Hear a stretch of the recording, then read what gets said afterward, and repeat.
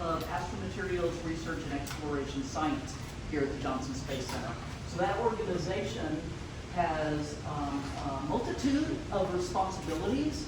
One of the important responsibilities, though, is stewardship of all of the NASA-held extraterrestrial materials, which we call astromaterials, hence the name of our organization. So we've been responsible for maintaining the physical security, the contamination control, the handling history, and making samples available to the worldwide scientific community for research since Apollo.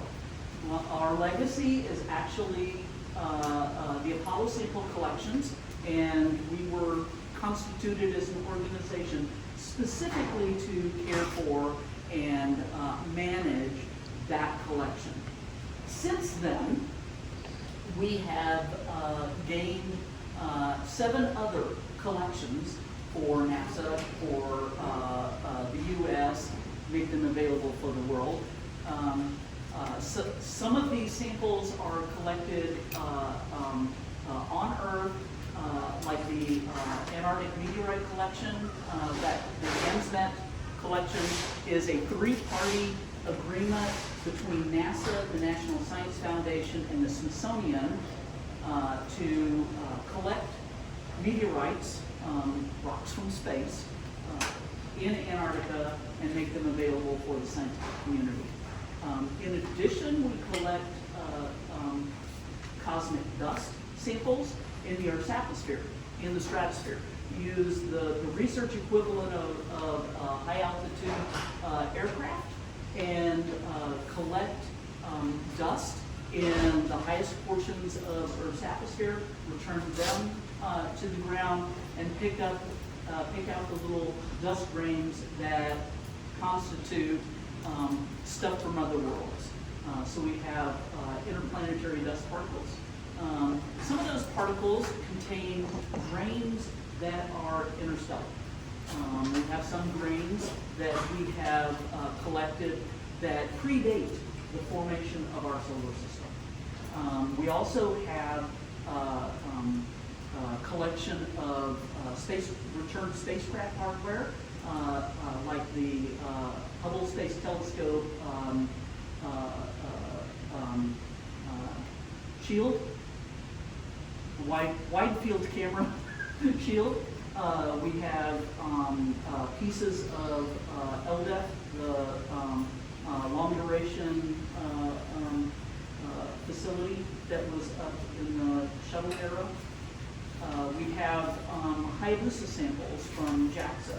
We have a collaborative relationship with our Japanese colleagues where we have a portion of their sample collection from Itokawa, from Hayabusa 1, and we have a portion of the samples from Hayabusa 2 from Ryugu. We also are anticipating, which is why y'all are here today, the OSIRIS-REx samples from Deneb, asteroid Deneb. We have samples from Stardust, a cometary coma sample return that was a twofer. It did both cometary sample return as well as interstellar dust particles. And the Genesis spacecraft returned solar wind samples, atoms and ions from the sun, brought to Earth to analyze. So we have a wide variety of types of samples. Each sample collection has different contamination control requirements, but in addition to managing all of these sample sets to make them available for investigations, we have a group of scientists, a staff that is highly educated with very extensive knowledge of extraterrestrial materials, astromaterials, both to handle them and keep them well characterized and maintain the scientific the integrity of those samples, but also to do research on the samples here. So we have a very important asset for the agency and for the U.S., for the world, to be able to provide advice on extraterrestrial materials, to analyze, characterize the samples, keep them safe, keep them secure. And this knowledge base that we have gained over the last 50 years of all of these different types of materials has also enabled us to develop a capability of analytical investigation of samples that is unique. Each particular instrument that we use for analysis may not be unique in the world, but the co-location of those instruments and the ability to take and look at a sample and fully characterize it in all of its different macroscopic to atomic scale characteristics is a unique capability. And so that's one of the reasons why samples come back here is yes, we have the curation facilities, they've got to come back here. This is the place where we properly handle and document the samples. But early on in a mission, in addition to being able to properly characterize, handle, and allocate the samples, we can provide the service to the scientific community to also assist in the initial science, the initial characterization of those samples within our laboratories, and be able to do that in a manner that can shorten some time scales for certain kinds of analyses by doing it all in one place. So it doesn't replace the ability and the need to send samples out to the worldwide community so that the best scientists in the world can analyze samples, but we can do an initial quick look at samples within our own laboratories that can provide better information to the community so that they can request the right kind of sample for their particular research, to answer the particular questions that they want to have answered.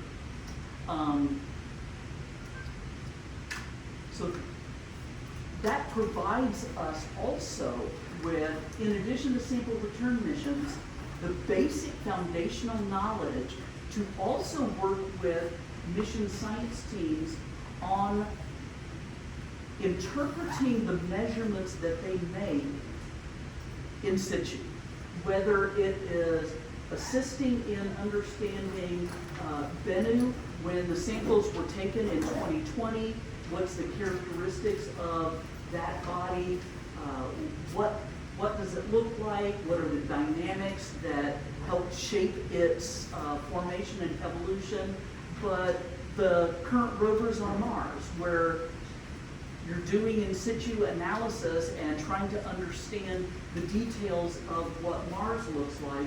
We have scientists that work hand in glove with the Mars rover science team and with JPL doing real-time assessments and analysis and operations as part of the science team, but also providing a foundation for how to interpret the measurements that are returned from the Mars rovers, to look at the spectroscopic signatures that the instruments on Mars return and match them with our understanding and our characterization of materials here on Earth, to provide a detailed ground truth of that squiggly line actually means this particular mineral when you look at it with that kind of an instrument in this kind of an environment.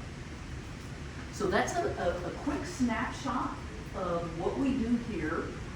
You will be split up into a variety of groups to do a round robin of different aspects of our laboratories. I would like to introduce a few people who are going to be helping you with your group. I've got a senior leader from my organization that will be assisting with each of the tour groups to answer any questions that you might have. So I will be with one of the groups. Jennifer Buckley, behind y'all, is my deputy. She will be with one of the groups. Justin Filiberto is the head of my research organization, and he will be with one.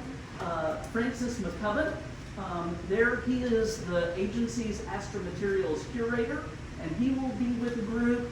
And then I've got Paul Abel, who is our chief scientist for small bodies, that will also be with the group.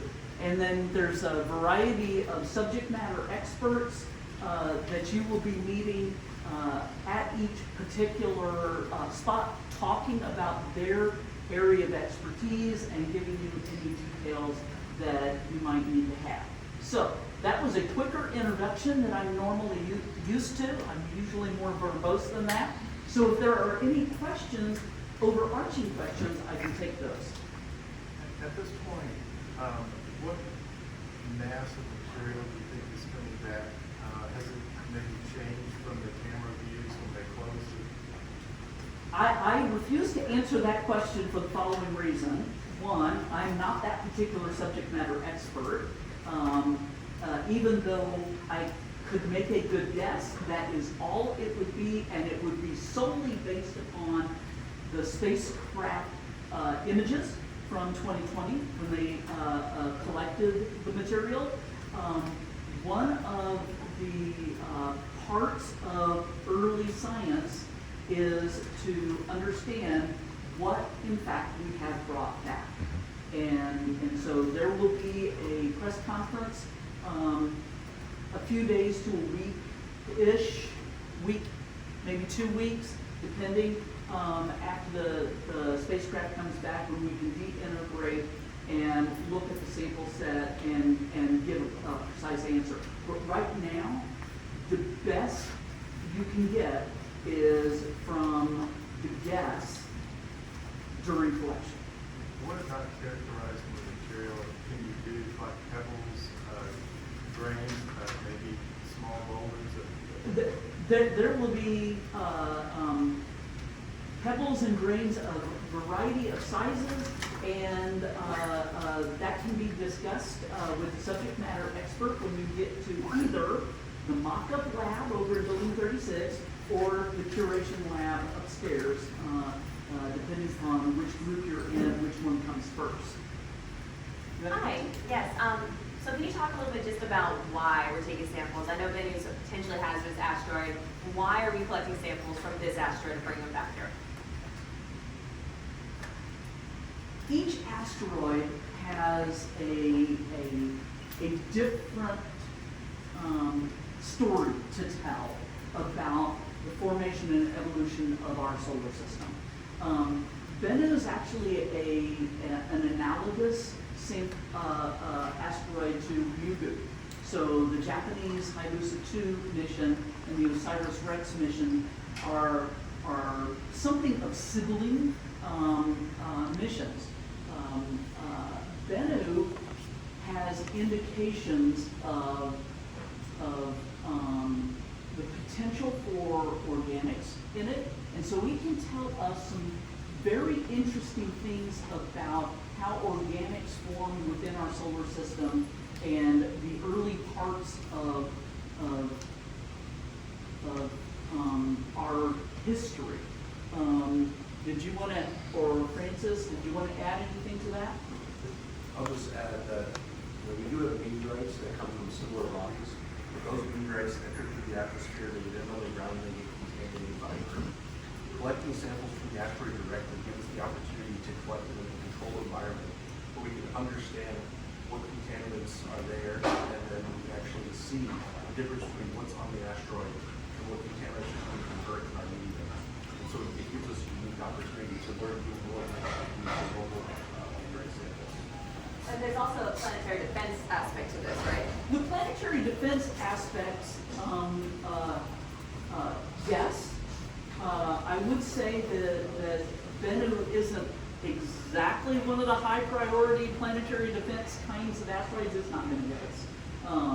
At least not within our lifetimes, not within a gazillion years. There's probably better than a gazillion number. Yeah, we're pretty confident that Bennu's not gonna give us a bad day anytime soon, right? And that's from the data that we've got from the OSIRIS-REx spacecraft. Right. So that is really good. Now, you probably heard the OSIRIS-REx spacecraft, once it drops off the sample, will do a secondary mission, and that has a little bit more planetary defense aspect to it. It's going to Apophis, right, in the 2029 timeframe. And so that's another aspect of this mission, but that's after the sample. Yeah, that's what they call the extended mission for this.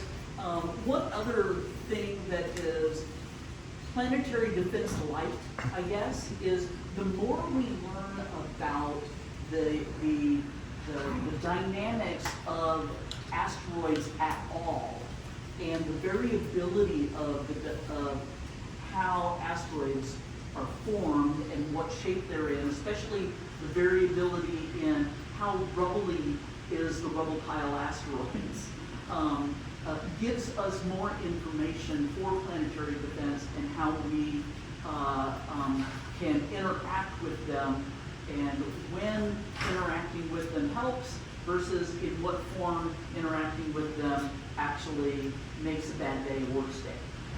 So basic fundamental understanding of the cohesion properties of asteroids is really important knowledge, but it's more foundational than it's a specific planetary defense focused kind of Dark mission. right. I'm Yeah. sorry, and this is a rubbly asteroid? Yeah, there's a lot of rubble pile asteroids out there, it turns out. So the idea that I had in my head, I'm going to age myself here for a bit. When I was a kid, asteroids were a rock. The rock may have voids in it, but it was still, in my head growing up, I thought of asteroids as rocks. That is probably the minority kind of asteroid, but we don't know enough to actually know if it's the minority or not. There's a lot of things about asteroids we still don't know. Hence, the other missions that are in the queue. Can you tell us how soon the research will begin after the samples get here, and how many projects you might initially do, and how long do you think the research will extend into the future? Okay, I'm going to start from the end and work forward. How long will the research extend into the future? We are still looking at Apollo samples 50 plus years later in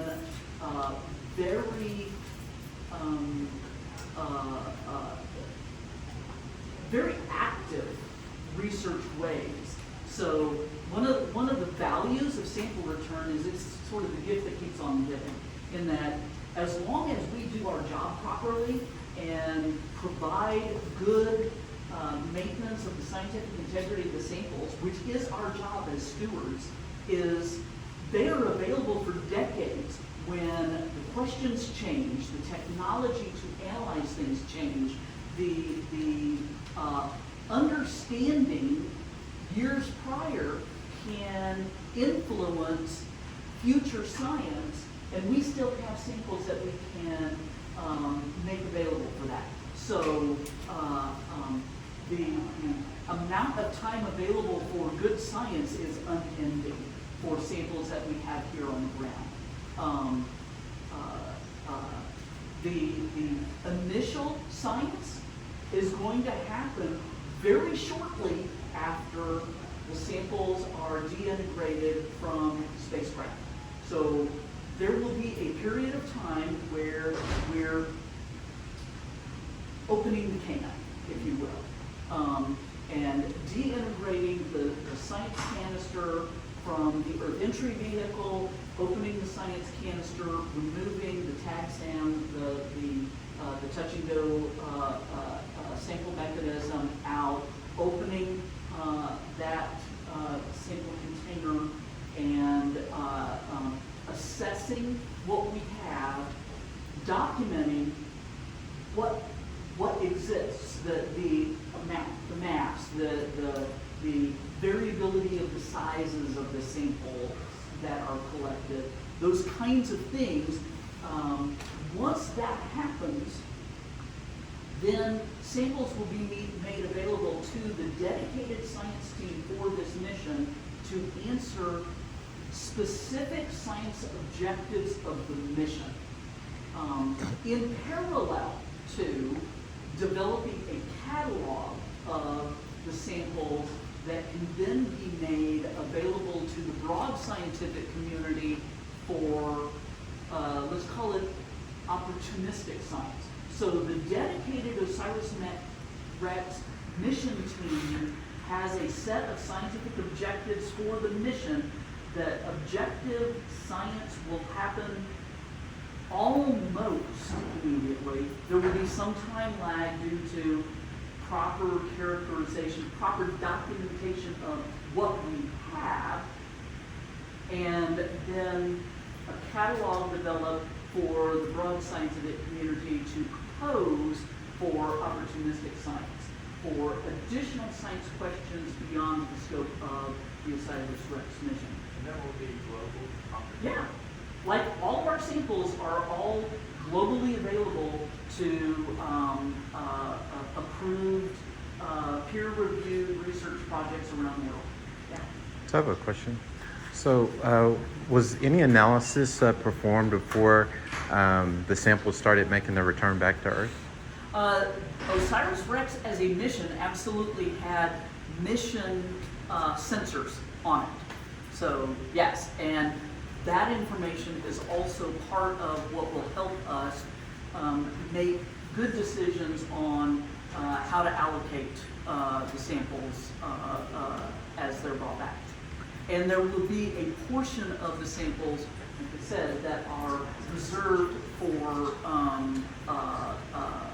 long-term safekeeping for questions for the future. Okay, so if that's it, we've got 5 different groups that y'all are going to break up into to start scattering to look at details with specific subject matter experts. Thank you. Thank you, I appreciate it.